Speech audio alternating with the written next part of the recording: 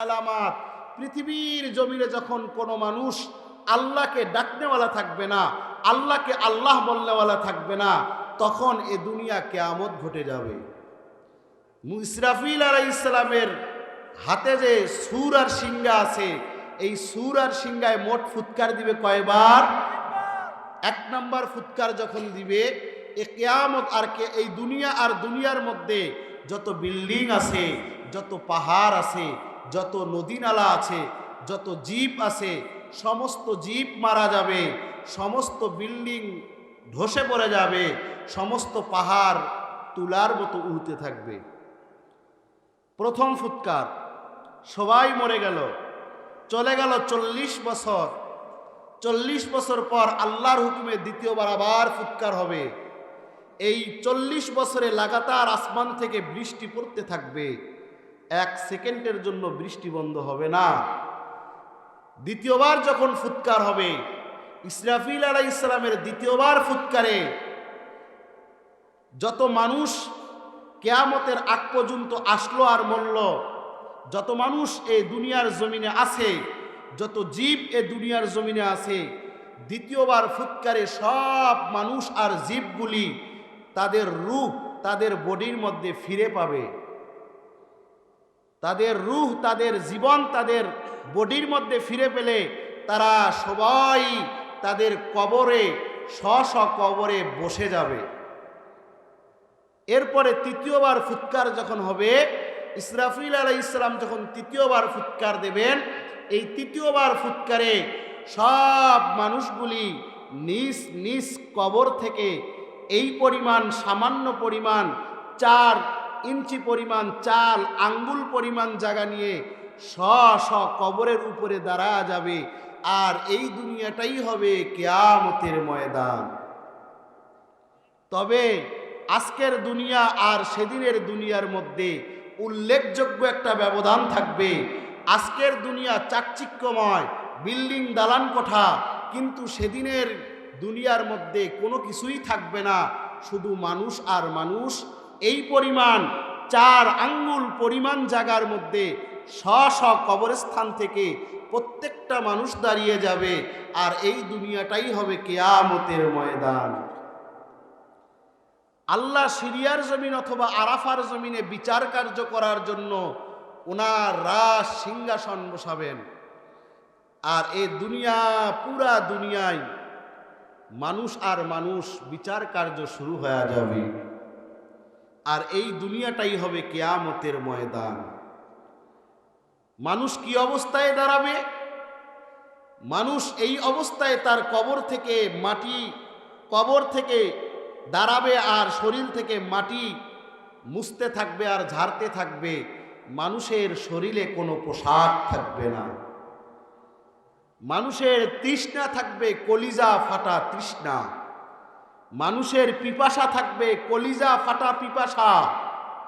কলিজা ফাটা পিপাসা নিয়ে মানুষ স্ব কবরস্থান থেকে স্ব স্থানে দাঁড়া যাবে এবং মানুষের শরীরে কোনো পোশাক থাকবে না। অপর দিক দিয়ে আজকের সূর্যটা 9,30,00,000 মাইল দূরের সূর্যটা সেদিন বান্দার সোয়া হাত মাথার উপরে চলে আসবে এবং সূর্য তার সমস্ত মুখ দিয়া কিয়ামতবাসীকে তাপ দিতে থাকবে। একদিক দিয়ে বান্দার শরীরে কোনো পোশাক নাই, অপর দিক দিয়ে বান্দার কলিজা ফাটা তৃষ্ণা, অপর দিক দিয়ে সূর্যটা বান্দার সোয়া হাত মাথার উপরে। সূর্যের তাপে মাটির জমিনটা তামা হয়ে গেছে, বান্দা পা রাখতে পারতেছে না। অপর দিক দিয়ে জাহান্নামের পাকড়াও, আর এক দিক দিয়ে আল্লাহর রাগান্বিত রূপ। এ কিয়ামতের ময়দানটা বড় ভয়ানক হয়ে দাঁড়াবে।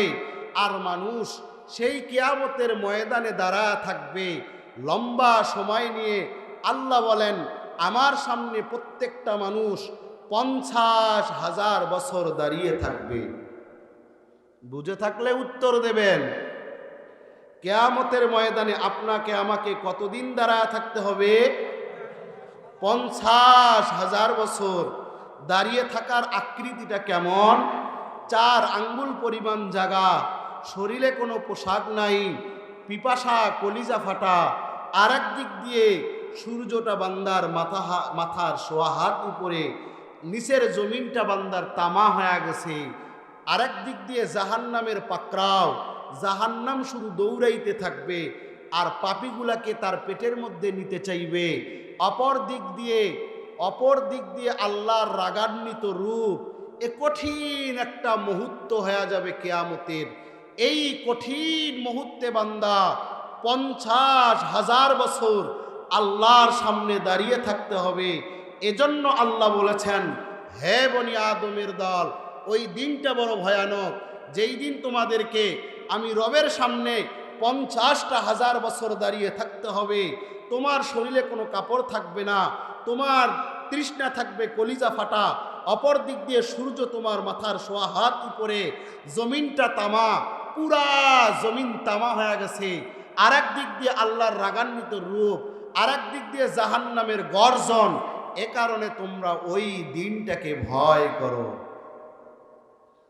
সংক্ষেপে অল্প সময়ে কিয়ামতের চিত্রটা আপনাদের সামনে তুলে ধরলাম। চক্ষু দুইটা বন্ধ করে একটু মুরাকাবায় বসে যাবেন। আমার শরীরে কোনো পোশাক নাই, আমার কলিজা ফাটা তৃষ্ণা, সূর্যটা আমার মাথার সোয়া হাত উপরে, জমিনটা সূর্যের তাপে তামা হয়ে গেছে, কেউ কাউরে চিনতেছে না, দাঁড়ানোর ভালো জায়গা নাই। 4 আঙ্গুল পরিমাণ জায়গা পাইছি, 4 আঙ্গুল পরিমাণ জায়গায় দাঁড়ায় আছি, কেউ আর 1 ইঞ্চি পরিমাণ জায়গা দেয় না দাঁড়ানোর জন্য। এইভাবে 50,000 বছর আল্লাহর সামনে দাঁড়িয়ে থাকতে হবে। কেউ একটা কথা বলার সাহস পর্যন্ত পাবে না। শুধু তাই নয়, কোনো নবীরাও ওই সময়ে একটুকু কথা বলার সাহস পর্যন্ত পাবে না। এজন্য আল্লাহ বলেন, হে বনি আদমের দল, তোমরা ওই দিনটাকে ভয় করো, কেননা ওই দিনটা বড় ভয়ানক। কতদিন দাঁড়ায় থাকতে হবে আল্লাহর সামনে? 50,000 বছর। কিয়ামতের একদিন এই দুনিয়ার 50,000 বছরের দিনের সমান। আপনি আমরা সবাই আল্লাহর সামনে দাঁড়ায় আছি। কারো কোনো সাহস নাই, আল্লাহকে বলার মতো ক্ষমতা নাই আল্লাহ বিচার শুরু করেন।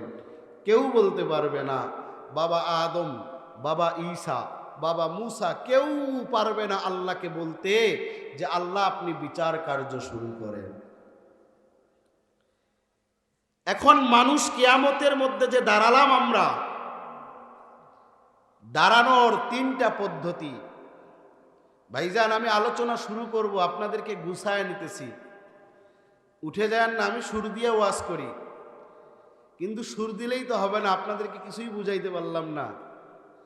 একটু বুঝার চেষ্টা করেন। আপনাদের সামনে আমি একটা আকার আকৃতি তুলে ধরেছি। বান্দা কিয়ামতের দিনে 3 পদ্ধতিতে দাঁড়াবে।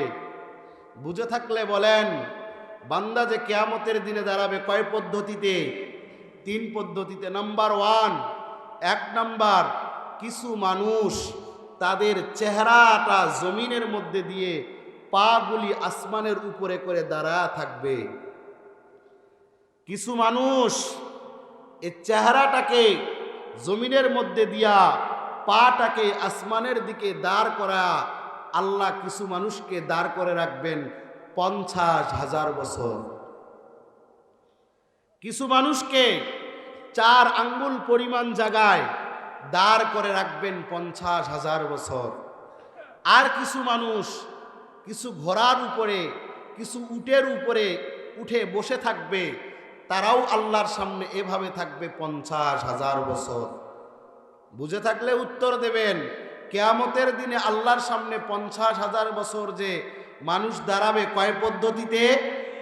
3 পদ্ধতিতে। 1 নাম্বার, মানুষের চেহারার উপরে ভর দিয়া পাগুলাকে আসমানের দিকে করে কিছু মানুষ দাঁড়ায় থাকবে, আর কিছু মানুষ 4 আঙ্গুল পরিমাণ জায়গার মধ্যে দাঁড়ায় থাকবে, আর কিছু মানুষ কিছু সোয়ারির উপরে চড়ে বসে থাকবে। সবার 50,000 বছর চলে যাবে। ওই শ্রেণীর মানুষগুলা কারা? যারা চেহারার উপরে ভর দিয়ে 50,000 বছর পা উঁচু করে দাঁড়িয়ে থাকবে। তারা হলো যারা আল্লাহকে আল্লাহ বলে বিশ্বাস করে না। কাফের বেঈমানেরা কিয়ামতের দিনে 50,000 বছর চেহারার উপরে ভর দিয়া পাগুলা আসমানের দিকে করে দাঁড়া থাকবে। কতদিন? 4 আঙ্গুল পরিমাণ জায়গা পাবে কারা?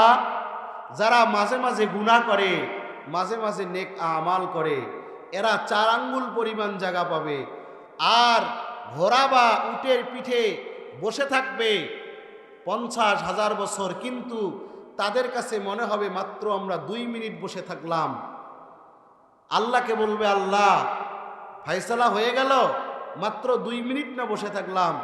আল্লাহ বলে, বান্দা তুমি আমার নেককার বান্দা, দুনিয়ায় তোমার কোনো গুনাহ ছিল না, গুনাহ হয়ে গেলে সঙ্গে সঙ্গে তওবা করে নিছ, আমি আল্লাহ তোমারে মাসুম করে দুনিয়ার জমিন থেকে নিছি। তোমাকে আমি আল্লাহ এই উটের মধ্যে রাখলাম 50,000 বছর, কিন্তু তোমার মাত্র 2 মিনিট অনুভব হয়েছে। তারা হলো ওই সমস্ত মানুষ যারা দুনিয়াতে গুনাহ করেছে বটে, কিন্তু গুনাহ থেকে পরিপূর্ণভাবে পবিত্র হয়ে অন্ধকার কবরে চলে গেছে। তাহলে বান্দা 3 তরিকায় দাঁড়িয়ে আছে। নবী আমার সেজদায়, আল্লাহ বলবেন, নবী মাথা উঠান, যা চাইবেন আমি তাই দিব। সুবহানাল্লাহ আসে না? আল্লাহ বলবেন, পয়গম্বর মাথা উঠান,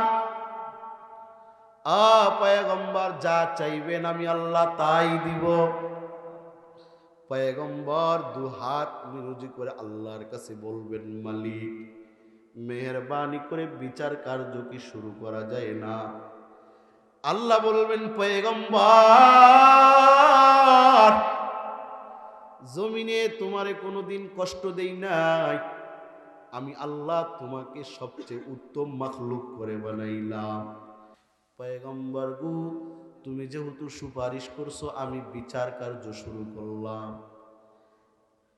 পয়গম্বর ডাক দিয়া বলবে, মালিক বান্দাগুলার কলিজা ফেটে যাচ্ছে, আল্লাহ কিছু করা যায় না। আল্লাহ বলবেন, পয়গম্বর যাও, ওই যে জিবরাইলের সঙ্গে যাও, একটা বিশাল হাউস দেখতেছো, ওই হাউসটা আজকে কিয়ামতের ময়দানে আমি আল্লাহ তোমার দান করে দিলাম। মুফাসসিরিন উত্তর লেখেন, হাউসটার নাম কি বলেন? মুফাসসিরিন উত্তর লিখেছেন, হাউসটার নাম হলো হাউজে কাউসার। আল্লাহ হাউজে কাউসার নবীরে দিয়া দিলেন। আপনার আমার নবী হাউজে কাউসারের কাছে গিয়া দাঁড়াইল। আরে উম্মদার কলিজা ফাটা তৃষ্ণা নিয়ে আমি নবীর কাছে আয়, আমি নবী তোমারে নিজ হাতে হাউজে কাউসারের পানি পান করাবো। আয় উম্মত লাইন ধরবে, নবীর কাছে যাবে হাউজে কাউসারের পারে। নবী আমার হাউজে কাউসারের কিনারে দাঁড়ানো। আল্লাহ নবীরে আসমানের তারকা সমতুল্য গ্লাস দিয়া দিলেন। পয়গম্বর আসমানে যেই পরিমাণ তারকা রাজি আছে, এই পরিমাণ গ্লাস তোমাকে দান করা হলো। তোমার পাপী উম্মত গুলারে আপনি হাউজে কাউসার থেকে পান করান আর বিদায় দিয়া দেন। উম্মত সিরিয়াল ধরছে নবীর কাছে, নবীজি পান করান গো পয়গম্বর। দেখেন পয়গম্বর উম্মত হাত বাড়াইলেন, নাক দিয়া মাথার মগজগুলা গইলা টপকা টপকা হাতের মধ্যে পড়তে থাক। নবী আমার ডাক দিয়া বলবে, উম্মদায় আমি নবীর সাথে হাউজে কাউসারের পানি পান কর। উম্মত সিরিয়ালে দাঁড়া গেছে, সবাই নবীর হাতে হাউজ করে। নবী বলে, ও উম্মতের দল, আমার হাতে যদি 1 গ্লাস কেউ হাউজে কাউসারের পানি পান করে রে, জান্নাতে যাওয়ার আগ পর্যন্ত আর কোনোদিন তার পিপাসা লাগবে না। সুবহানাল্লাহ। ও পয়গম্বর হাউজে কাউসারের পানি পান করাবে নবী আমার। নবী বলে, আয়, তোর জন্য গ্লাস রেডি করে রাখছি, আয় হাউজে কাউসারের পানি পান করে যা। উম্মত লাইন ধরছে, তামাম নবীর উম্মতরা তাকিয়ে আছে, কি ব্যাপার, আমাদের কলিজা ফেটে যায়, পানি পাই না। এরা আবার কারা নবীর হাতে হাউজে কাউসারের পানি পান করে। সবাই নবীর হাতে হাউজে কাউসারের পানি পান করা শুরু করলো। নবী বলেন, এই হাউজে কাউসারের পানি দুধের থেকেও বেশি সাদা হবে, মধুর থেকেও বেশি মিষ্টি হবে, মিশকে আম্বরের চাইতে বেশি সুগন্ধিযুক্ত হবে। এমন ঠান্ডা আর শীতল হয়ে যাবে রে, বান্দা যদি এক ঢোক পান করে, বান্দার আর কখনো পিপাসা লাগবে না। দুধের থেকেও সাদা, মধুর থেকেও মিষ্টি, মেশকে আম্বারের চাইতেও বেশি সুগন্ধযুক্ত। নবী আমার দ্বারা আছি, সব উম্মতরা হাউজে কাউসারের পানি পান করতেছে। আর এক উম্মত পান করার জন্য হাজির। নবী হাউজে কাউসার থেকে পানি তুলছে, দিবে, উম্মত হাত বাড়াইছে, নবী দিছে, উম্মত হাত বাড়াবে।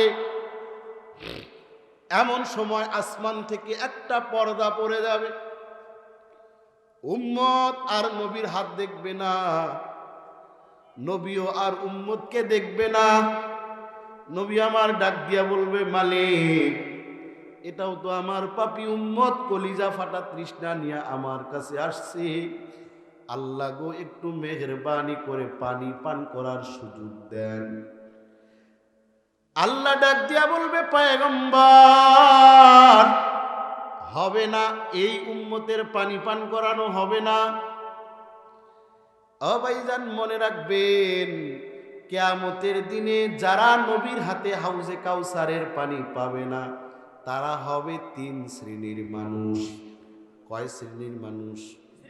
সবাই বলেন। এই তিন শ্রেণীর মানুষকে আল্লাহর নবী কোনোদিন হাউজে কাউসারের পানি পান করাইতে পারবে না। মায়া লাগবে নবীর উম্মত, তোমার বাবা তোমারে চেনে নাই, আমার কাছে আসছো, আমি হাউজে কাউসারের পানি পান করাইতাম, কিন্তু আল্লাহ তোমারে পান করাইতে দেয় না, কারণ কি আমার জানা নাই। তিন শ্রেণীর মানুষ হাউজে কাউসারের পানি পাবে না। পান করতে যাবে, নবীও পান করাইতে ধরবে, কিন্তু পর্দা পড়ে যাবে, আর সাক্ষাৎ পাবে না। এর মধ্যে এক নাম্বার হলো মুরতাদ, দুই নাম্বার গোমরাহ, তিন নাম্বার বেদাআতকারী। এক নাম্বার মুরতাদ, দুই নাম্বার গোমরাহ, তিন নাম্বার বেদাআতকারী। এই তিন শ্রেণীর মানুষকে নবী হাউজে কাউসারের পানি পান করাবে না।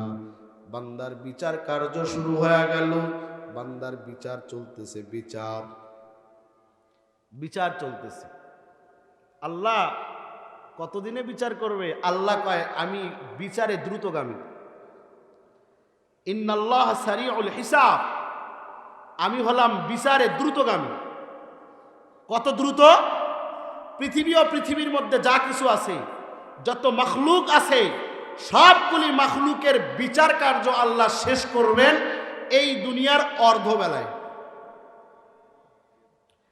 এই দুনিয়ার দিনের অর্ধবেলায় আল্লাহ সব মখলুকের বিচার কার্য শেষ করে ফেলবেন। কত দ্রুত আল্লাহ বিচার করতে পারেন। আল্লাহর বিচার কার্য থেকে একটা কুকুরও মাপ পাবে না। কোন কুকুর যদি আল্লাহর আদালতে মামলা করে, আল্লাহ এ কুকুরে আমাকে খুব জ্বালাইছে দুনিয়াতে, আল্লাহ কিয়ামতের দিনে বলবে, আজকে তুমি বদলা লও। তাহলে সমস্ত পৃথিবীর মখলুকের বিচার করবেন আল্লাহ এই দুনিয়ার দিনে অর্ধবেলায়। সুবহানাল্লাহ বলেন। বিচার কার্য শুরু হয়ে গেছে। যে সমস্ত উম্মতদের বিচার হবে, এই উম্মতরা হবে চার শ্রেণীর। কয় শ্রেণী? চার তরিকায় বা চার বিচার কার্য যে শুরু হবে, উম্মতের মধ্যে চারটা অংশ হবে।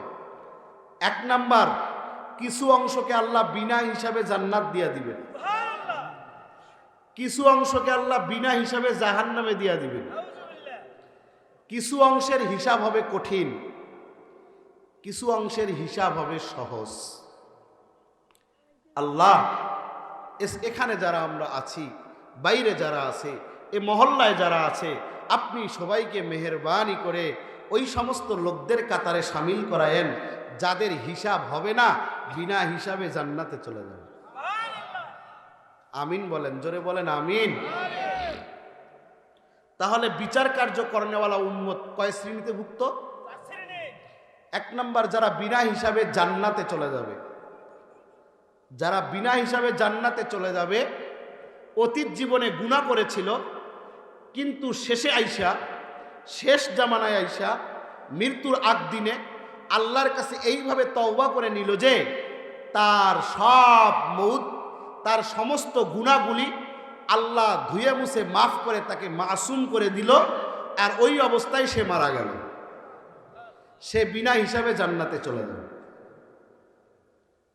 অতীতে গুনাহ ছিল, গুনাহ করছে, কিন্তু মরার আগ মুহূর্তে এইভাবে তওবা করছে যে আল্লাহ তার অতীতের সব গুনাহ মাফ করে দিছে। এই উম্মতটাকে আল্লাহ বিনা হিসাবে জান্নাত দিয়ে দিবে। বলেন সুবহানাল্লাহ।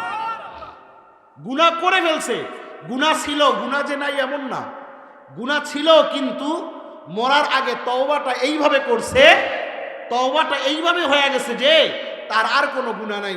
কেন নবীজি বলেছেন, আত্তাইবু মিনাজ যামবি কামাল লা যামবা লাহ, যারা গুনাহ থেকে তওবা করে আল্লাহ তারে তওবা করার কারণে এইভাবে মাফ করে দেয় কেমন যেন তার আর কোনো গুনাহই নেই। এই রকম যদি কেউ তওবা করতে পারে, আল্লাহ তাআলা তাকে বিনা হিসাবে জান্নাত দিয়ে দিবেন। আল্লাহ আমাদেরকে এরকম তওবা নসিব করেন। আখিরি মুনাজাতে নিজের জীবনের কৃতকর্মের সব অপকর্ম তুলে ধরে আল্লাহর কাছে খাঁটি তওবা করে জিন্দেগির সামনে আর কোনো যেন গুনাহ না হয়, এই পনার প্রতিজ্ঞা নিয়ে যদি বাড়িতে যাইতে পারি, আর যদি মউত হয়ে যায়, আল্লাহ আপনাকে আমাকেও ওই কাতারে শামিল করাবে যাদেরকে বিনা হিসাবে জান্নাত দিয়ে দিবে। আল্লাহ আমাদেরকে কবুল করেন, বলেন আমিন। নবীজির সাহাবীদের গুনাহ হয়েছিল, নবীজির সাহাবীর গুনাহ হয়ে গেছে, কিন্তু এইভাবে তওবা করে ফেলছে যে আল্লাহ তাআলা তার তওবাকে কবুল করে নিয়া, এইভাবে তওবা কবুল করে নিছে, তার তওবা আল্লাহর কাছে এত মজবুতির সাথে কবুল হয়ে গেছে যে তার তওবা যদি পুরা মদিনার ঘরে ঘরে বন্টন করা হইতো, মদিনার প্রত্যেকটা মানুষ জান্নাতে চলে যেত। পয়গম্বরে আরবি বর্ণনা করেন, নবীজির সাহাবীর একজনের নাম হলো মাইজ আসলামী রাদিয়াল্লাহু আনহু। বলেন সাহাবীর নাম কি? মাইজ আসলামী, নবীর একজন জগৎ বিখ্যাত সাহাবীর নাম মাইজ আসলামী রাদিয়াল্লাহু আনহু। নবীর কাছে আইসা হাজির, পয়গম্বর গো, আমি একটা গুনাহ করে ফেলছি গো নবী, নবীজি আমাকে আপনি পবিত্র করে দেন। নবী ডাক দিয়া বলে, ও মায়েস, কি এমন গুনাহ করেছো বলো? মায়েজ আসলামী রাদিয়াল্লাহু আনহু বলেন, ও গো পয়গম্বর, আমি একটা অজানা মহিলার সঙ্গে জেনা করে ফেললাম। পয়গম্বর গো, মেহেরবানি করে আপনি আমাকে মাফ করে দেন, আল্লাহ যেন আমাকে মাফ করে দেয়।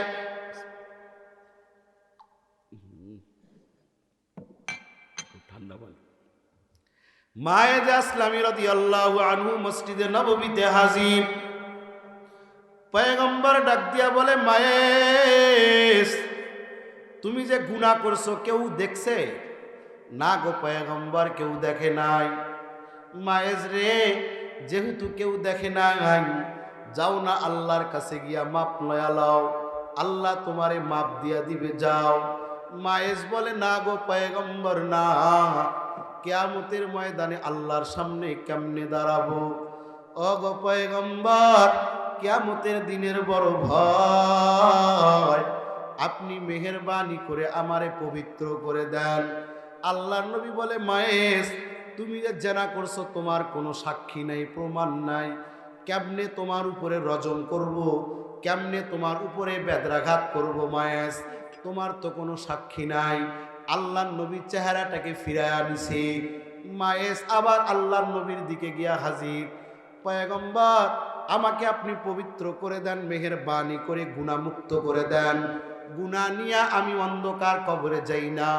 একবার, দুইবার, তিনবার, চতুর্থবার নবীর কাছে আসার কারণে নবী বলে মায়েস, চারবার আসার কারণে, একজন নারী পুরুষ জেনা করলে 4টা সাক্ষী লাগে।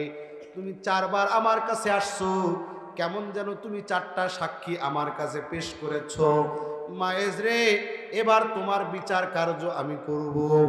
নবীর সাহাবী মায়েজ মসজিদে নববীর মধ্যে, মসজিদে নববীর খেজুর গাছের সঙ্গে টেক লাগা দিয়া দাঁড়া আছি।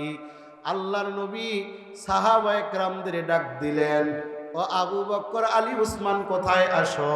সবাই চলে আসলো। আল্লাহর নবী বলে, মায়েস তুমি তাদের সামনে তোমার বক্তব্য পেশ করো।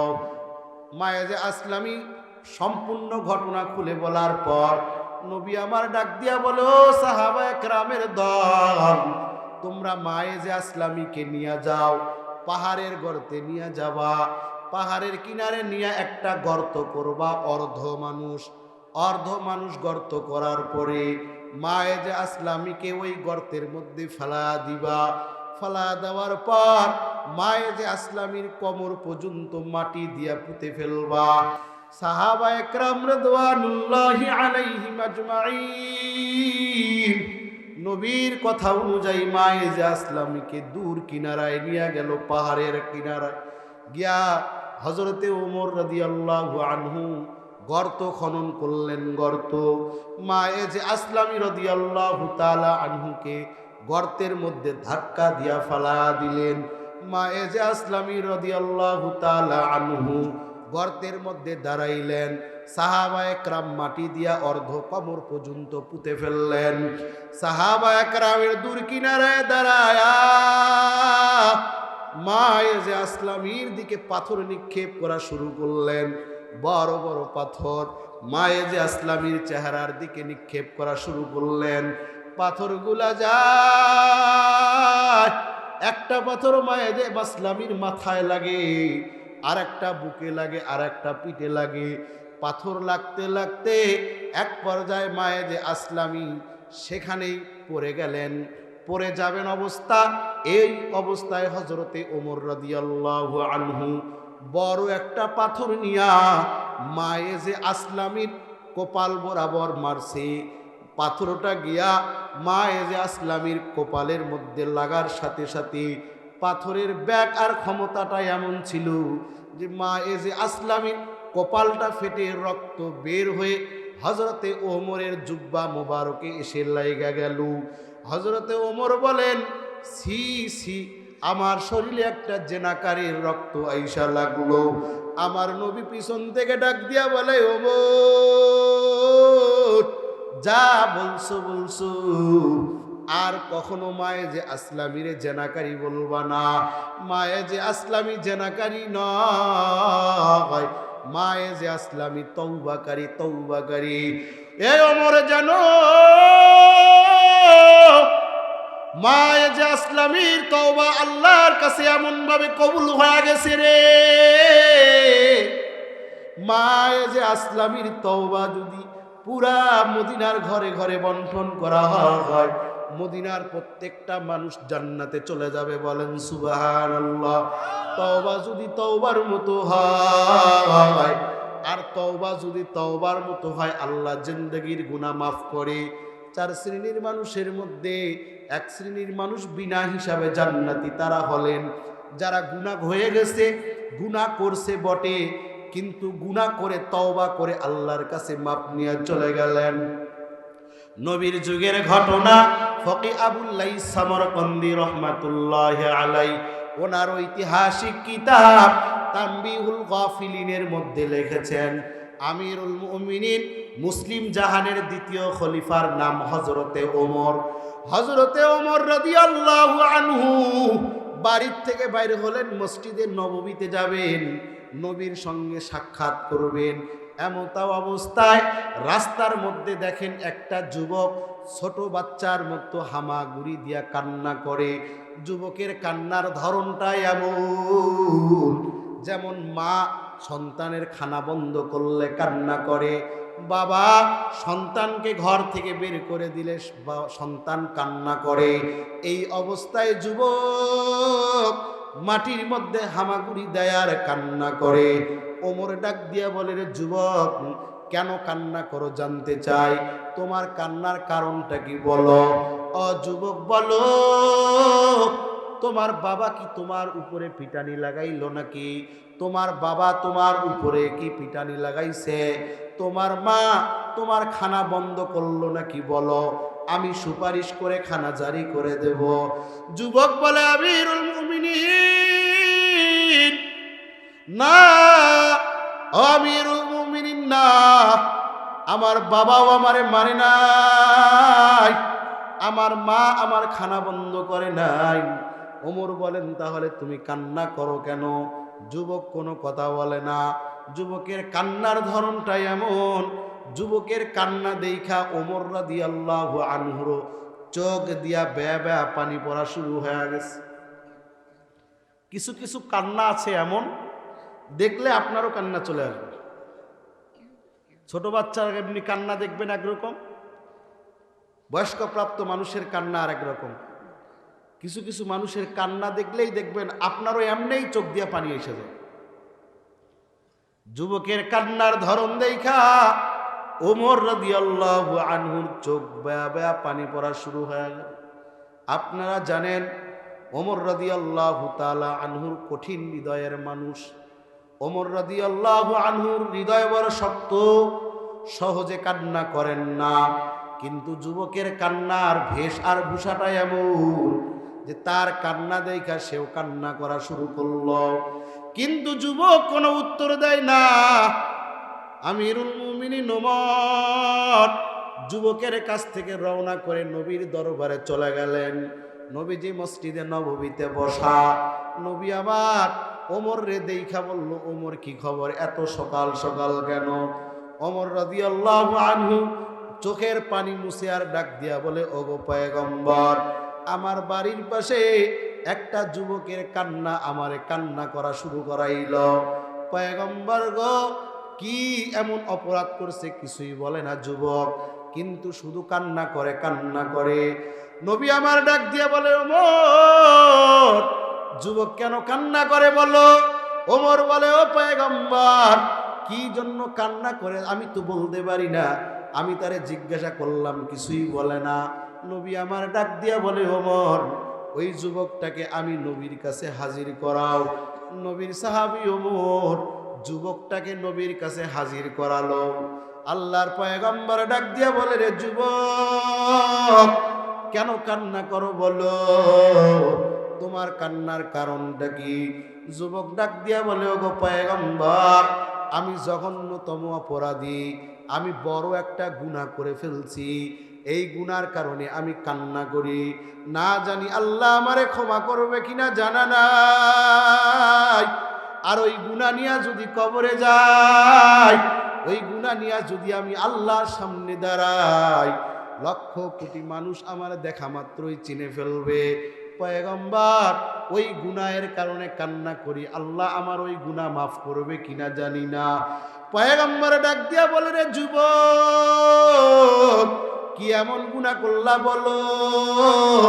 তোমার গুনাহ কি আল্লাহর আরশের থেকেও বড় নাকি? যুবক বলে, হা পয়গম্বর, আমার গুনাহ আল্লাহর আরশের থেকেও বড়। আল্লাহর নবী বলেন, ও যুবক, তোমার গুনাহ জমিনের থেকেও বড় নাকি বলো? যুবক বলে, হা পয়গম্বর, আমার গুনাহ জমিনের থেকেও বড়। আল্লাহর আরশ, কুরসি, লৌহ কলমের থেকেও আমার গুনাহ বড়। নবী আমার ডাক দিয়া বলেন, যুবক, কি এমন গুনাহ করছো যে তোমার গুনাহটা আল্লাহর আরশের থেকেও বড়, সাত আসমান সাত জমিনের থেকেও বড়? কি এমন গুনাহ করছো? যুবক ছোট বাচ্চার মতো কান্না করে, জবান দিয়া কথা বলার ভাষা নাই। ভাঙ্গা ভাঙ্গা সুরে ডাক দিয়া বলে, পয়গম্বর, এ দুনিয়ায় আমার 3টা বাচ্চা আছে, আমার জীবিকা নির্বাহের কোনো পথ ছিল না, হারাম কাজে যাইতে পারি নাই, আমি আমার জীবিকা নির্বাহের জন্য একটা পথ অবলম্বন করলাম। আমি আমার জীবিকা আর আমার সন্তানদের মুখে হাসি ফুটানোর জন্য আমি একটা পথ অবলম্বন করলাম। ও পয়গম্বর, এই মদিনার জমিনে যত মানুষ মারা যাইত, আমি যুবক রাতের বেলা ওই মানুষগুলার কবরের কাছে যাইতাম। কবরের কাছে যাওয়ার পর কবরটাকে সুন্দর করে খনন করতাম। খনন করার পর মাইয়েরটাকে আস্তে করে উঠায়া তার শরীর থেকে কাপড়গুলা খুলে নিলাম, কাপড়গুলা খুলে নিতাম। কাপড়গুলা খুলে নেওয়ার পর এগুলি আমি বাজারে সুলভ মূল্যে বিক্রি করে এই টাকা দিয়ে আমি আমার জীবন পরিচালনা করতাম, রুজি রুটির ব্যবস্থা করতাম। পয়গম্বর গো, এটাই ছিল আমার পেশা। একদিনের ঘটনা, আমার কানে একটা এলার আসলো, ও মদিনার মানুষ জানোনি, আজকে এই মদিনায় একটা সুন্দরী মেয়ে মারা গেছে, যাকে আজও পর্যন্ত মদিনার কোনো যুবক দেখে নাই। এত সুন্দরী মেয়ে যাকে কেউ কখনো দেখে নাই। এই সুন্দরী মেয়েটারে অমুক কবরস্থানের মধ্যে দাফন করা হয়েছে। যুবক বলে, পয়গম্বর, আমি অপেক্ষা করলাম কখন সন্ধ্যা ঘনিয়ে আসে আর ওই মহিলার কাফন চুরি করে নিয়ে এসে বাজারে বিক্রি করে আমার সংসার চালাবো। রাত যখন গভীর হয়ে গেল, সব মানুষ ঘরে ঘরে ঘুমায়া গেল, আমি আমার অস্ত্রপাতি নিয়ে কবরস্থানে হাজির হয়ে গেলাম। কবরস্থানে হাজির হওয়ার পর আমি আমার রুটিন অনুযায়ী কবর খনন করা শুরু করলাম। কবর খনন করতেছি, কবর খনন করে আমি ওই সুন্দরী মেয়েটার লাশটা বের করলাম। সুন্দরী মেয়েটার লাশ বের করে আমি কাফনগুলা তার শরীর থেকে ছিনায়া নিলাম, নিয়ে আমি আমার ব্যাগের ভিতরে ঢুকায়া নিলাম, বাজারে বিক্রি করব। লাশটাকে যখন কবরের মধ্যে শোয়া দিলাম, আমার এই চোখ দুইটা তার চেহারার দিকে পড়ে গেল। এমন সময় শয়তান আমার ঘাড়ের উপরে সোয়ার হয়ে গেল। শয়তান আমারে কুকল্পনা দেওয়া শুরু করলো, রে যুবক, এটা মদিনার সবচেয়ে সুন্দরী মেয়ে, যাকে আজও পর্যন্ত মদিনার কোনো যুবক দেখে নাই। এত সুন্দরী মেয়ে, তাকা দেখো কত সুন্দর তার রূপের বাহার। আমি যুবতীর দিকে তাকায় দেখলাম, আমার নজর যখন তার চেহারার দিকে গেছে, আমি আর নজর সরাইতে পারি না। আমি আমার যৌন চাহিদায় উত্তেজিত হয়ে গেলাম। একটা পর্যায়ে আমি ওই মহিলা বা ওই যুবতীর সাথে আমি আমার যৌন চাহিদা পূরণ করলাম। যৌন চাহিদা পূরণ করার পর ওই মহিলাটারে বা মেয়েটারে রাইখা যখন আমি কবর থেকে লাফ দিয়া উঠা শুরু করলাম, মহিলাটা বা মেয়েটা ডাক দিয়া বলে, রে যুবক, আমার মা বাবা কবরে ঢুকানোর আগ পর্যন্ত আমারে পবিত্র রাখছিল, কোনদিন আমার দিকে পরপুরুষে কোনো নজর দিতে পারে নাই। যুবক রে, আজকে তুমি আমাকে এই অবস্থায় কবরের মধ্যে ফালা দিলা, নাপাক অবস্থায় তুমি আমারে কবরের মধ্যে ফালা দিলা। কাল কিয়ামতের দিন যখন আমি আল্লাহর সামনে দাঁড়াবো, রে যুবক, এই অবস্থায় দাঁড়া যাব, আমার শরীরটা থাকবে নাপাক একটা অবস্থায়। এতদিন ছিলাম পবিত্র, তুই আমারে নাপাক কইরা আল্লাহর সামনে নাপাকি অবস্থায় দাঁড় করা দিলা। যুবক বলে, হুজুর, ইয়া পয়গম্বর, ওই মহিলার ওই মেয়ের কথাগুলি আজও আমার কর্ণে ভেসে আসি। আমি মেয়েটাকে দ্রুত দাফন করে চলে আসলাম। এসে আমি ঘুমাইতে যাই, কিন্তু আমার ঘুম নাই। খানা খাইতে যাই, কিন্তু আমার খানা আসে না। খানা খাইতে যাই, কিন্তু লোকমা নিতে পারি না। আমি ঘরের কোনো কাজ করতে পারি না, শুধু যুবতীর কথাগুলি আমার কানে বাজে। হুজুর মেহরবানি করে দেখেন আমার জন্য কিছু করা যায় কিনা, আমার পাক করার কোনো ব্যবস্থা আছে কিনা। পয়গম্বর ডাক দিয়া বলে, রে যুবক, তুমি এমন একটা জঘন্য অপরাধ করলা যেই অপরাধ আজও পর্যন্ত দুনিয়াতে এমন মানুষ করে নাই। এরে যুবক, তুমি আসলেই বড় একটা অপরাধী। অতএব তুমি এই মুহূর্তে আমি নবীর দরবার থেকে বাইরে হয়ে চলে যাও। যুবক নবীর কাছে কোনো আশ্রয় না পাওয়ার পর আমি হযরতে আবু বকর সিদ্দিক রাদিয়াল্লাহু আনহুর কাছে গেলেন। নবীজির সবচেয়ে জলিল ও কদর বড় সাহাবীর নাম হযরতে আবু বকর সিদ্দিক। এত বড় সাহাবী একদিনের আমল এক পাল্লায় করবে, তামাম দুনিয়ার উম্মতের আমল আর এক পাল্লায়, আবু বকরের আমলের পাল্লায় ভারী। বলেন সুবহানাল্লাহ। এত বড় সাহাবী যে আবু বকরের একদিনের আমল এক পাল্লায় আর তামাম দুনিয়ার উম্মতের আমল আর এক পাল্লায়, আবু বকরের আমলের পাল্লা ভারী। একদিন আপনার আমার নবী আর আম্মাজান আয়েশা সিদ্দিকা রাদিয়াল্লাহু আনহা ঘর থেকে বাইর হয়েছেন রাতের বেলা। বাইর হয়ে নবীজি আকাশের দিকে তাকাইছেন, দেখছেন পুরো আকাশে তারকা দিয়ে, মেঘমা তারকা দিয়ে ভরপুর। নবী আমার বলে, আয়েশা জানো আমার উম্মতের একজন লোক আছে, আমার উম্মতের মধ্য থেকে একজন ব্যক্তি আছে যার আমাল এই আকাশের তারকা রাজির থেকেও বেশি। সুবহানাল্লাহ, জোরে বলেন। আয়েশা সিদ্দিকা হলেন আবু বকর সিদ্দিক রাদিয়াল্লাহু আনহুর মেয়ে, ঠিক না? আম্মাজান আয়েশা সিদ্দিকা রাদিয়াল্লাহু আনহা মনে করেছেন যে কে হবে, আর আমার বাবাই হবে, আমার বাবার ছাড়া এত আমল আর কার আছে। জানতে চাইলেন নবীজির কাছে, ইয়া রাসূলুল্লাহ, লোকটাকে একটু বলেন। মেয়ের কাছে বাবার প্রশংসা করলে ভালোই লাগে, বাবার কাছে ছেলের প্রশংসা করলে বাবাকে শুনতে ভালো লাগে, এটা দুনিয়ার রীতি আর নীতি। আম্মাজান আয়েশা সিদ্দিকা রাদিয়াল্লাহু তাআলা আনহা মনে করছেন যে আমার বাবার কথাই তো বলবে, মনটা একটু শান্তি হবে।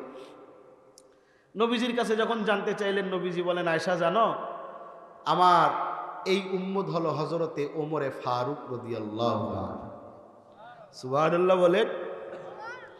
স্বাভাবিক মেয়ের সামনে অন্য লোকের প্রশংসা করলে, বাবার প্রশংসা বাদ দিয়ে অন্য লোকের প্রশংসা করলে একটু স্বাভাবিক মনটা ছোট হয়ে আসা, ঠিক না?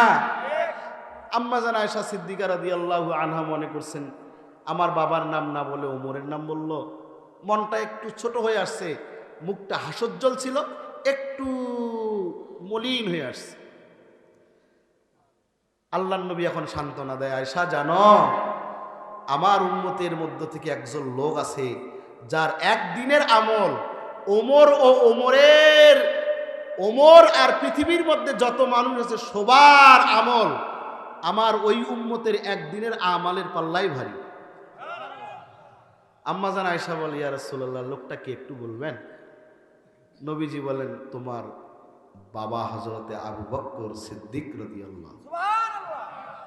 আর একটু আওয়াজ দিয়ে বলেন, একদিনের আমল, আবু বকরের একদিনের আমলের এত দাম, যত উম্মত আছে, আসছে, গেছে, আছে, আসবে, সব উম্মতের আমলনামা এক পাল্লায়, আর আবু বকরের একদিনের আমলনামা এক পাল্লায়, আবু বকরের আমলনামা ভারী। কি জীবন কাটাইল রে ভাই, কি ইবাদত করলো, একটা দিনের আমল তার এত দাম, তামাম দুনিয়ার উম্মতের আমল হার মাইনা যায়। কি আমলটা না করছে। নবীর কাছে জানতে চাওয়া হইল, নবীজি সে কি আমল করছিল, আমল কোন দিনের আমলটা একটু বলবেন? নবীজি এবার বলেন, শোনো। সুবহানাল্লাহ বলবেন না? আমার কথা বুঝেন না আপনারা? 6 মাস আগে বলছে আবু বকর তোমারে নিয়ে হিজিও, 6 মাস পরে আইসা গেটের মধ্যে বাড়ি মারছে। বাড়ি মারতে দেরি, দরজা খুলতে দেরি নেই। নবীজি তো অবাক, পয়গম্বর ডাক দিয়ে বলে, আবু বকর কি ব্যাপার, ঘুমান না আপনি? আবু বকর সিদ্দিক বলেন, ইয়া রাসূলুল্লাহ, আজ থেকে 6 মাস আগে যেই দিন আপনি বলছিলেন আমাকে নিয়ে হিজরত করবেন, সেই দিন থেকে আমি আবু বকর আজও পর্যন্ত, এখন পর্যন্ত কোনোদিন রাতের বেলায় বিছানায় পিঠ দিইনি। দরজায় টেক লাগায়া থাকি, কখন আসবে মায়ার নবী, কখন আমারে ডাক দিবে। ডাক দেওয়ার সাথে যদি দরজাটা খুলতে না পারি আর নবী দাঁড়ায়া থেকে যদি কষ্ট পাওয়া যায়, আমি আবু বকর তো ধ্বংস হয়ে যাব। আমি এজন্য 6টা বছর ধরে, 6টা মাস ধরে আজ পর্যন্ত কখনো বিছানায় পিঠ দেই নাই। আমি আমার গেটের সঙ্গে টেক লাগায়া দাঁড়ায়া থাকি আর আপনার কদম মোবারকের আওয়াজ কান দিয়ে শুনতে থাকি, কখন আসবে আমার নবী। আসবে আর গেটটা খুলে দিয়ে আমি নবীর হিজরতের সাথী হয়ে চলে যাব। শুধু কি তাই, হিজরত করে চলতেছেন পথ, কিন্তু হযরতে আবু বকর সিদ্দিক রাদিয়াল্লাহু আনহু একবার নবীর সামনে যায়, একবার নবীর পিছনে যায়, একবার ডাইনে আর একবার বামে। আল্লাহর নবী জানতে চাইলেন, আবু বকর এমন করতেছো কেন? একবার সামনে যাও, আর একবার পিছনে যাও, আর একবার ডাইনে যাও, আর একবার বামে যাও, এমন করার কারণটা কি? কি আজীব এক উত্তর দিয়েছিলেন আবু বকর সিদ্দিক রাদিয়াল্লাহু আনহু। আবু বকর সিদ্দিক বলেন, ইয়া রাসূলুল্লাহ, ভয় হয় না জানি মক্কার বেঈমানেরা আপনার পিছন থেকে তীর মারে, এজন্য আমি আবু বকর পিছন দিকে দৌড় দেই, তীর আমার পিঠে লাগুক, আপনার পিঠে যেন, আপনার পিঠ মোবারকে যেন ওই বেঈমানদের তীর না লাগে। যখন পিছন দিকে চলি ভয় হয় না জানি সামনে থেকে তীর মারে, আবার সামনে দৌড় দেই, সামনে দৌড় দিয়ে বুক পাতায়া দেই যে আসো মদিনার ও মক্কার বেঈমানেরা, তীর মারলে আমার বুকে মারো, আমার নবীর বুকে নয়।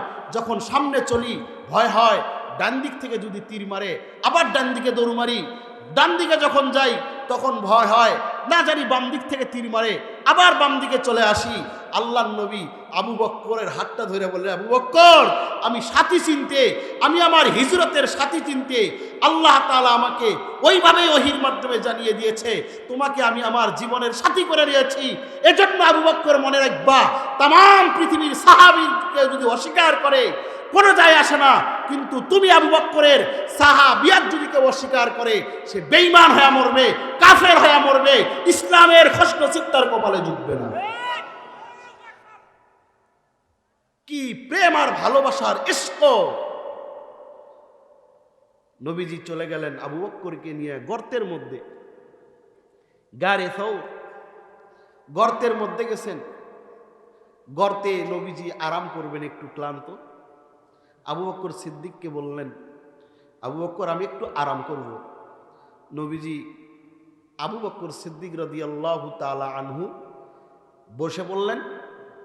নবীজি ওনার চেহারা মোবারক আবু বকর সিদ্দিক রাদিয়াল্লাহু তাআলা আনহুর উরুর উপরে দিয়ে আরাম করে সুন্নত তরিকায় ঘুমায়া গেলেন। অনেকগুলা গর্ত ছিল। আবু বকর সিদ্দিক রাদিয়াল্লাহু আনহু চাদর ছিঁড়ে ছিঁড়ে ছিঁড়ে ছিঁড়ে সব গর্তগুলা বন্ধ করে দিয়েছেন, একটা গর্ত বন্ধ করতে পারেন। ওই গর্তর মধ্যে পা লাগায়া দিয়ে আটকা রাখছিল। ওই গর্তের মধ্যে একটা সাপ ছিল, সাপে কামড় মারছে। সাপেরও চাহিদা নবীকে দেখবে। এখানে আরেকটা কারণ আছে, আবু বকর সিদ্দিকের উরুর মধ্যে মাথা দিয়া নবীজি ঘুমাইলেন একটা গর্তের মধ্যে। কেন? আবু বকর সিদ্দিক রাদিয়াল্লাহু তাআলা আনহুর জীবনে 3টা বাসনা ছিল। এর মধ্যে থেকে অন্যতম একটা বাসনা ছিল, উনি আল্লাহকে বলতেন, মালিক, আমাকে একটা সময় মুহাম্মদের চেহারার দিকে শুধু আমি তাকাবো, মুহাম্মদ সাল্লাল্লাহু আলাইহি ওয়াসাল্লামের দিকে শুধু আমি তাকাবো, পৃথিবীর কোনো মাখলুক যেন সে সময় আর না তাকায়। ওনার এটা একটা চাহিদা ছিল। আল্লাহর কাছে দোয়া করতেন, মালিক, একটা সুযোগ চাই, একটা সুযোগ করে দিবেন, যেই সুযোগটা আর যেই সময়টাতে শুধু আমি মুহাম্মদের দিকে তাকায় থাকবো, পৃথিবীর কোনো মাখলুক আর মুহাম্মদের দিকে তাকাবে না। যখন ওই গারে সওরের মধ্যে আল্লাহর নবী আবু বকর সিদ্দিক রাদিয়াল্লাহু আনহুর উরুর মধ্যে মাথা দিয়া ঘুমায়া পড়ছিলেন। আবু বকর সিদ্দিক রাদিয়াল্লাহু আনহু পায়ে সাপে কামড় মারছে, হুঁশ নাই, কিন্তু নবীজির চেহারার দিকে আবু বকর এইভাবে তাকিয়ে আছেন, এইভাবে তাকিয়ে আছেন যে আবু বকরের চোখ দিয়া পানি পড়তে পড়তে নবীজির চেহারা মোবারকের মধ্যে পড়ে গেছে। নবীজির ঘুম ভাঙে গেছে। আবু বকর, কান্না করো কেন? পরিবার ছাইরে আসছো এই জন্য কান্না করতেছ? কষ্ট হচ্ছে বুঝি? খুব কষ্ট হচ্ছে না আবু বকর? আবু বকর, ভয় করো না, আল্লাহ আমাদের সাথে আছে। এইভাবে আবু বকরকে সান্ত্বনা দিচ্ছেন। আবু বকর সিদ্দিক রাদিয়াল্লাহু আনহু বলেন, পয়গম্বর, না, আমার পায়ের মধ্যে কি যেন এই গর্ত থেকে কামড় দিয়েছে, এর ব্যথা আমি সহ্য করতে পারতেছি না। আল্লাহর নবী বলে, আবু বকর, তাহলে ডাকলা না কেন? আরো আগে ডাকতা, তোমার পাটা নিয়ে তুমি কষ্ট করতেছ।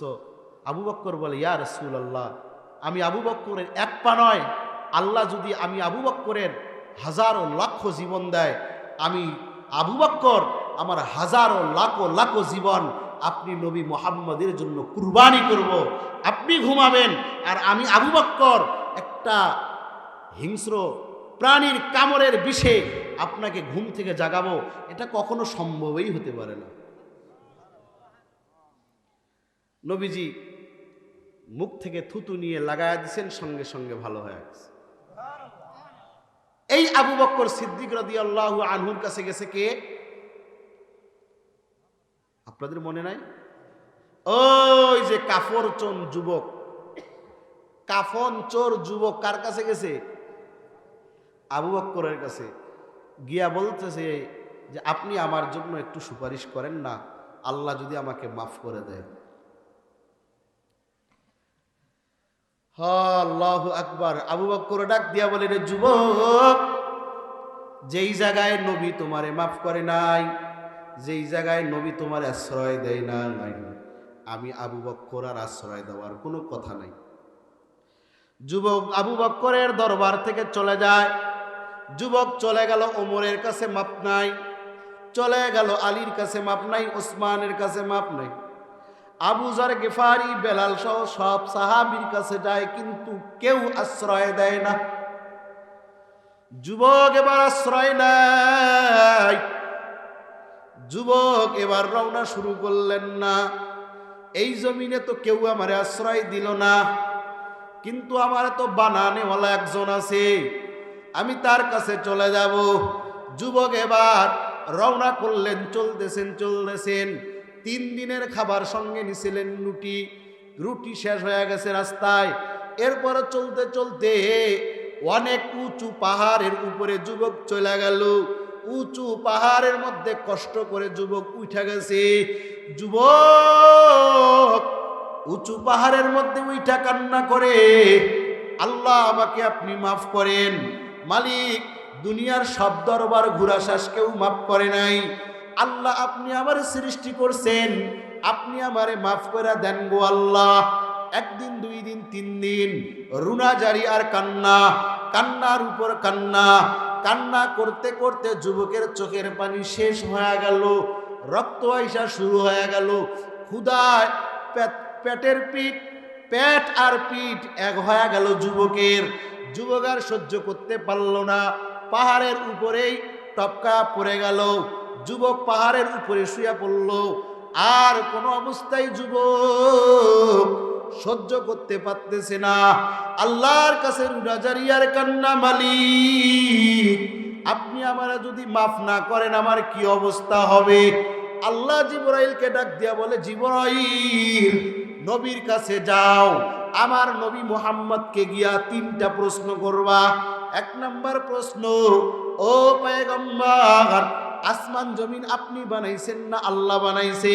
2 নাম্বার প্রশ্ন, এই পৃথিবীতে যত মাখলুক, এই মাখলুকগুলা আপনি বানাইলেন না আল্লাহ বানাইল?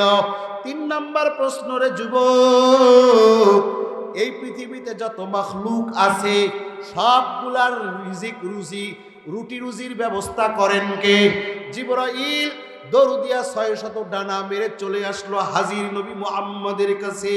ও পয়গম্বর সালাম, আসসালামু আলাইকুম ইয়া রাসূলুল্লাহ। আল্লাহ আপনার কাছে আমারে পাঠাইলেন। আল্লাহর নবী ডাক দিয়ে বলে, জিবরাইল এমন সময় তো তুমি আসো না, হুট করে এমন সময় কেন বলো? জিবরাইল ডাক দিয়ে বলো, পয়গম্বর আল্লাহ আপনার কাছে 3টা প্রশ্ন দিয়া পাঠাইছে।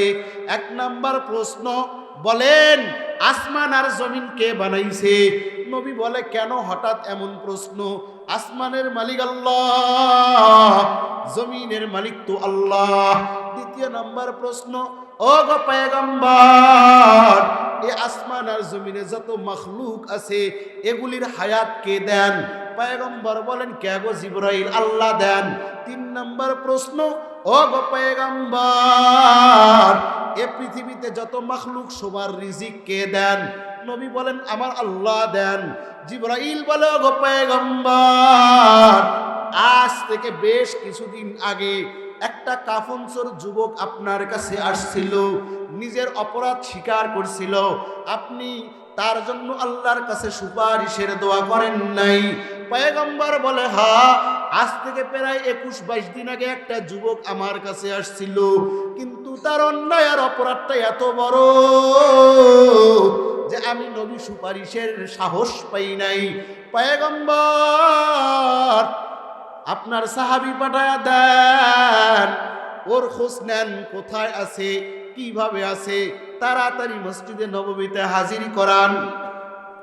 আল্লাহর নবী হযরতে আবু যর গিফারি আর হযরতে সালমান ফারসি 2 জন মুরব্বী সাহাবীকে পাঠায়া দিলেন, সালমান আর আবু যর যাও দেখো ওই যুবক কোথায় আছে, খুঁজে নিয়ে আসো। সালমান আর আবু যর চললেন যুবকের তালাশে, যুবক কোথাও নাই, সবগুলি জায়গা খুঁজে তন্ন তন্ন, কোথাও যুবক রে পাওয়া যায় না। দূর থেকে তাকায় দেখি একটা রাখাল রাখালি করতেছেন, বকরি চড়াইতেছেন। সালমান ফারসি গিয়া বলে, ভাই রাখাল এই আকার আকৃতির একজন যুবক রে দেখছো নি? কয়, না না আমার নজরে কোনো যুবক নাই, তবে এই যে দেখো পাহাড়, অনেক উঁচু পাহাড়, এই পাহাড়ের উপর থেকে আজ বেশ কিছুদিন ধরে একটা কান্নার আওয়াজ পাই। ও রাসূলের সাহাবী সালমান শোনো, যতদিন এই কান্নার আওয়াজ আমার বকরির কানে আসছে ততদিন আমার বকরিগুলা মাঠে ময়দানে কখনো এক লোকমা ঘাসও খায় না। বুঝি না কে উপরে কে জানি না, দেখো তো উপরে কে কান্না করে, কাল থেকে আর কান্নার কোনো আওয়াজ নাই। সালমান ফারসি আর আবু যর কষ্ট করে, অনেক কষ্ট মেহনত মুজাহাদা করে পাহাড়ের উপরে চইরা গেলেন, পাহাড়ের উপরে উঠলেন। পাহাড়ের উপরে উঠা দেখে যুবক পড়ে আছে, যুবকের চোখ দিয়া রক্ত পড়া শুরু হয়ে গেছে, যুবকের পেট আর পিঠ এক হয়ে গেছে, যুবক আগের মতো স্বাভাবিক অবস্থায় নাই। হযরতে সালমান বলেন, যুবক তোমারে নবী সালাম জানাইছে, মসজিদে তোমারে নবী ডাকছে, মসজিদে নববীতে চলো রে যুবক চলো। যুবকের কোনো মতো হুঁশ আসে, যুবক বলে, ভাই সালমান সত্যি কি নবী আমারে ডাকছে? বলে, হ্যাঁ নবী তোমারে মসজিদে নববীতে ডাকছে, চলো। যুবক হাঁটতে পারে না, পাহাড় থেকে নামার ক্ষমতা নাই। সালমান আর আবু যর 2 জনে যুবককে নামা নিলেন, ঘাড়ের মধ্যে 2 জনের 2 হাত দিয়া চললেন যুবক মসজিদে নববীতে। যুবক মসজিদে নববীতে যাওয়ার আগে সালমানের বাড়িতে রাতের বেলা অবস্থান করলেন, পরের দিন ফজরের সময় মসজিদে নববীতে হাজির করাবেন। এদিক দিয়া মসজিদে নববীতে নবীর ইমামতিতে জামাত শুরু হয়ে গেছে, নবী ইমাম, তামাম সাহাবা নবীর মুসল্লি, নবী আমার ইমামতি শুরু করলেন, সাহাবা একরামরা নবীর পিছনে ইক্তেদা। অপর দিক দিয়ে যুবক আর সালমান ফারসি আবু যর মসজিদে নববীতে ঢুকতেছেন। প্রথম রাকাত হয়ে গেছে, দ্বিতীয় রাকাত যুবক উজু করলেন, সুন্দর করে উজু বানাইলেন। উজু বানানোর পর যুবক মসজিদের নববীতে ঢুকছে। অপর দিক দিয়া মসজিদে নববীর ইমাম আপনার আমার নবী, নবীর জবান থেকে, নবীজির কণ্ঠ থেকে সূরাতুত তাকাসুর ভেসে আসতেছে। যুবক নবীর কণ্ঠ কানে পাওয়ার পর বিকট একটা আওয়াজ হয়ে যুবক সেখানেই পড়ে গেল। সালাম ফিরানোর পর নবী আমার সাহাবা একরামকে বলে, দেখো কি হলো, এমন বিকট আওয়াজ কিসের? সাহাবা একরাম আইসা দেখে ওই যে 20-22 দিন আগে যুবক নবীর দরবার থেকে নৈরাশ হয়ে চলে গেছে, ওই যুবক আবার মসজিদে নববীতে চলে আসছে, কিন্তু আগের জিন্দা অবস্থায় আর নাই। যুবক জমিনের উপরে কাতরানি শুরু করলো। নবী আমার দৌড় দেয়, রে যুবক চিন্তা করো না, আল্লাহ তোমার মাহফিল সুসংবাদ দিয়া পাঠাইছে। যুবক কোনো আওয়াজ করতে পারে না। নবী যুবকরে কালেমায় শাহাদাতের তালকিন দেয়। হঠাৎ রবির কি কারিশমা, অল্প কিছুক্ষণ পরে যুবক দুনিয়ার জমিন থেকে চলে যায়। নবী আমার ডাক দিয়া বলে, ও সাহাবায়ে কেরামের দল, এ যুবক বড় ভাগ্যবান, নিজের গুনাহ দুনিয়াতেই মাফ করে নিয়ে চলে গেল। সাহাবীরা রে, এর গোসল দাও সুন্দর করে, আমি নবী এর জানাজার ইমামতি করব। সুন্দর করে গোসল দেওয়া হয়ে গেল, খাটলির মধ্যে উঠানো, যুবক সামনে লাশ হয়ে আছে। নবী আমার ইমামতির জন্য দাঁড়ায় গেছেন, জানাজা পড়াবেন, জানাজা। নবী সাহাবা একরামদের কাতার লাইন বাই লাইন সোজা করে দেন, কিন্তু নবীজি স্বাভাবিক অবস্থায় জমিনের মধ্যে চলে না। নবীজি পায়ের আঙ্গুলের উপরে ভর দিয়া দিয়া জমিনের উপরে চলতেছেন। পিছন দিক থেকে ওমর জুব্বা মোবারক টান দিয়া বলে, নবী পায়ের উপরে ভর দিয়া চলেন না কেন, কারণটা কি? নবী আমার ডাক দিয়া বলে, ওমর এ যুবকের তওবা আল্লাহর কাছে এমন ভাবে কবুল হয়ে গেছে রে, এই যুবকের জানাজায় এই পরিমাণ আসমানের ফেরেশতা হাজির, আমি নবী পা ভালো করে ফেলানোর জায়গা নাই, এজন্য আঙ্গুলের উপরে ভর দিয়া দিয়া চলতেছি। নবীজি জানাজা পড়া দিলেন। নবীজি নিজেই কবরের মধ্যে নামলেন, হাতের মধ্যে যুবকরে নিয়া সুন্দর করে কবরের মধ্যে কবরস্থ করলেন, নিজ হাতে মাটি দিলেন, যুবকের জন্য দোয়া করলেন। স্বপ্নে যোগে যুবক সালমানের সঙ্গে সাক্ষাৎ। সালমান বলে, যুবক রে, আল্লাহ কি আচরণ করলো তোমার সাথে বলো। যুবক বলে, ভাই সালমান, আল্লাহ আমার তওবা কবুল করে নিছে রে, শুধু তাই নয়, আল্লাহ আমারে এই দুনিয়ার 10 দুনিয়া সমতুল্য জান্নাত দিয়া দিছে। ও ভাইজান, তওবার দরজা খোলা আছে না নাই? আজও যদি তওবার মতো হয়, আল্লাহ কবুল করবে কি করবে না? আরো আওয়াজ দিয়া বলেন, আরো আওয়াজ দিয়া বলেন, তওবা কবুল করবে কি করবে না? হাসরের ময়দানে সব মানুষ দাঁড়ানো, বিচার কার্য শুরু হয়ে গেল রে। এক শ্রেণীর মানুষ বিনা হিসাবে জান্নাত। হায় ও ভাইজান, আখিরি মুনাজাত করে যাবেন, আল্লাহ যদি জিন্দেগির গুনাহ মাফ করে দেয়, বিনা হিসাবে জান্নাতি, ঠিক না? যাবো তো ইনশাল্লাহ। আপনাদের কষ্ট হচ্ছে? কষ্ট হচ্ছে? কষ্টটা শেষ করে দিই না। সারা রাত তো ভাই আমি আর পারবো না। যতটুকু সময় আমি দিব আপনারা থাকবেন, আমি আপনাদের মেহমান, আমি যতটুকু থাকবো আপনারা থাকবেন তো ইনশাল্লাহ। আখিরি মুনাজাত না করে যাবেন না, আমি ফিনিশিং এর দিকে টানবো।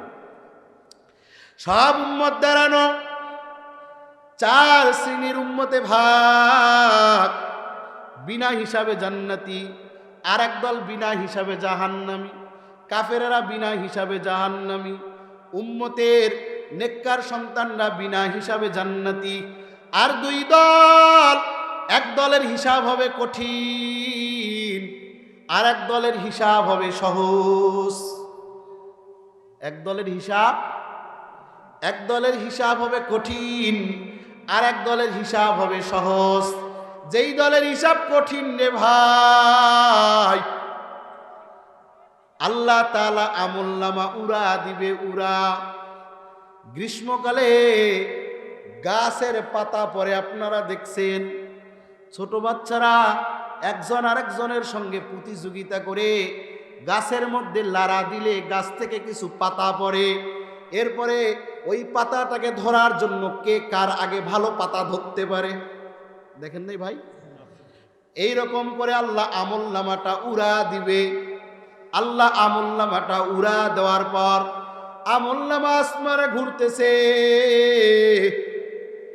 সবাই আসমানের দিকে আমরা তাকিয়ে আছি। আল্লাহ গো, সবাই সবারটা ব্যস্ত। আল্লাহ আমার আমলনামাটা ডাইন হাতে দাও, আল্লাহ আমার আমলনামাটা যেন ডাইন হাতে আসে। আমলনামা ঘুরতেছে ঘুরতেছে,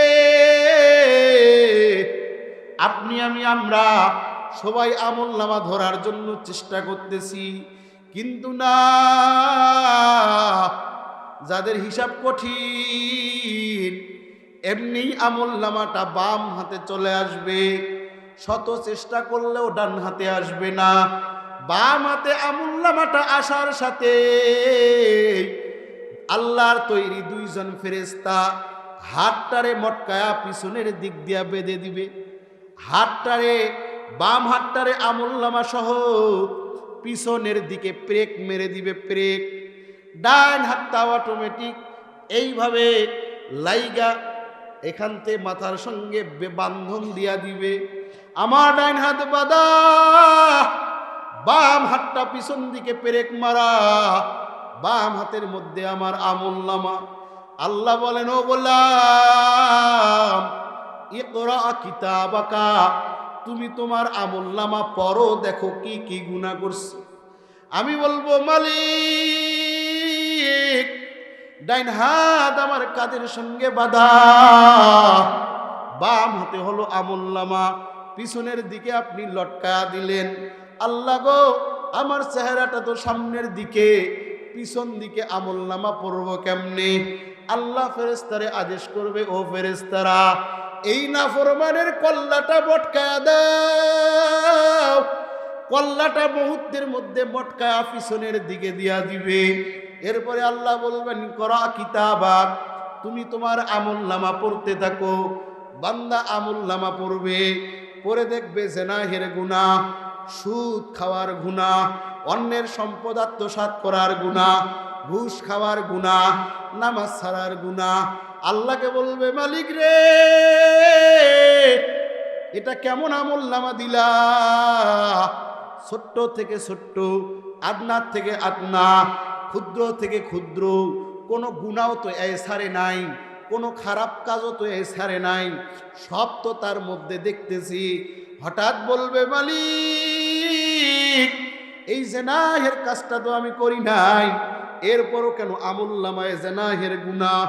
আল্লাহ তাআলা বলবে, গোলাম, আমলনামা কখনো মিথ্যা হবে না, তুমি মিথ্যাবাদী।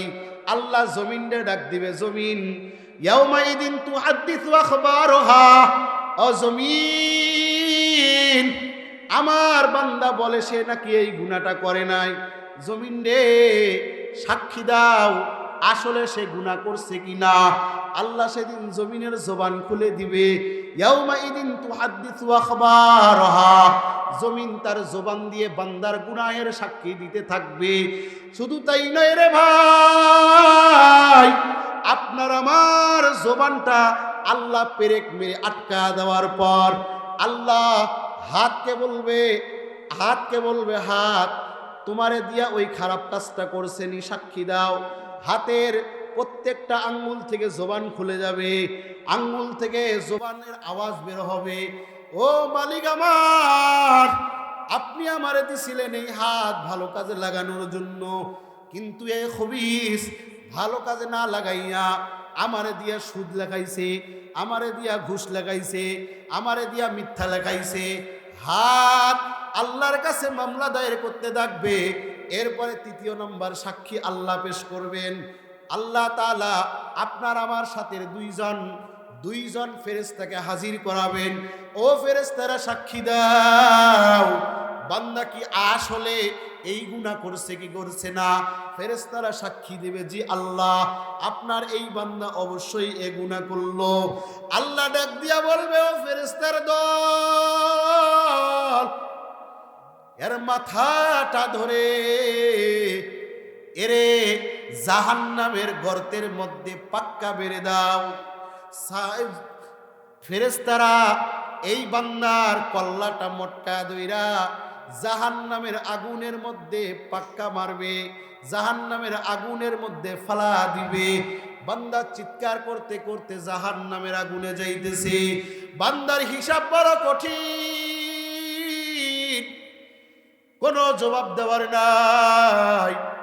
আর একদল বান্দার হিসাব সহজ, মাঝে মাঝে গুনাহ করত কিন্তু তওবা করে নিত, আবার গুনাহ করত আবার তওবা করে নিত, কিন্তু সগীরা কিছু গুনাহ রয়ে গেছে। আল্লাহ কিয়ামতের দিনে বলবে, বান্দা আমার ভয়ে অনেক তওবা করছো, কিন্তু তারপরও কিছু সগীরা গুনাহ দেখা যায়।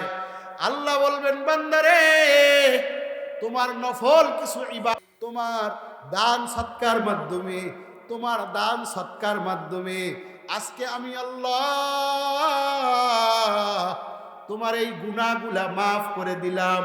দিয়া তোমার আমলনামাটা তোমার ডান হাতে দিয়া তোমারে বিনা হিসাবে জান্নাত দিলাম। কে কে চাই? হাত তুলেন, হাত তুলেন ভাইজান। আমরা সবাই চাই তো? চাই ভাইজান, চাই। আমরা চাই আল্লাহ যেন কিয়ামতের দিনে আমাদের সবার হিসাবগুলা সহজ করেন। মালিক গো, আমাদের হিসাবগুলা সহজ করে দেন, বলেন আমিন। আল্লাহ আমরা নামাজ পড়বো না, আল্লাহ আমরা আর কোনোদিন নামাজ ছাড়বো না, আল্লাহ আমরা 5 ওয়াক্ত নামাজ পড়বো, তৌফিক দেন, বলেন আমিন। হাত নামান। কিছু কিছু নেক আমালের কারণে, দান সৎকার কারণে আল্লাহ তাআলা ওই সগীরা গুনাহগুলি মাফ করে, সগীরা গুনাহগুলো মাফ করে আল্লাহ তাআলা নেক দ্বারা পরিবর্তন করে আল্লাহ তাআলা আমলনামা ডাইন হাতে দিবে। সুবহানাল্লাহ বলেন। কিয়ামতের আরেকটা ভয়ঙ্কর চিত্র আছে, আপনাদের সামনে তুলে ধরবো। আপনারা কি চলে যাবেন ভাই? দোয়া করে দিব? বসেন তাহলে।